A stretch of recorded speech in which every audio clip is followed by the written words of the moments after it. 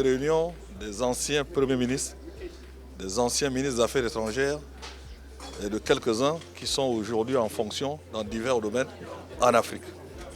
Donc, le profil politique qui se sont réunis pour constater que la présence de l'entité dite RASD au sein de l'unité africaine, de l'Union africaine, est une aberration sur le plan politique et juridique.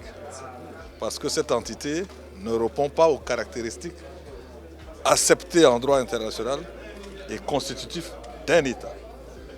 Donc, ce groupe de personnalités africaines a demandé que cette entité soit exclue de l'Union africaine pour des raisons précises, celles que je viens de vous citer, à savoir que cela n'est pas un État, que cela favorise la scisciparité, c'est-à-dire la division au sein de l'Union africaine, cela bloque le fonctionnement de l'Union africaine dans la perspective de l'unité réelle du continent sur les bases acceptables. Nous avons parlé des problèmes de l'entité qui a été en 1982 par erreur intégrée à l'Union africaine. Je crois que nous allons lancer un appel pour que cette erreur soit retirée au niveau de la communauté internationale.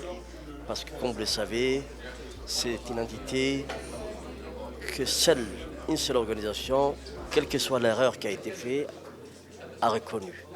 Ni la Ligue arabe, ni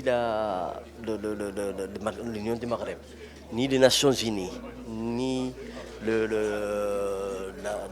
la conférence islamique a reconnu cette entité. Ça veut dire que le seul moment où ils sont présents, c'est pendant la période de l'Union africaine. C'est la raison pour laquelle, même si le texte de l'Union africaine fait défaut, nous devons tous ensemble, d'une même voix, demander à ce que cette entité puisse se retirer de l'Union africaine et que la situation du Maroc puisse être recouverte intégralement. C'est ça le message que nous voulons passer. Nous allons mettre en place une entité qui va travailler dans ce sens et avant le prochain sommet de l'Union africaine, nous allons faire en sorte que le message soit envoyé aux chefs d'État, de gouvernement, pays africains.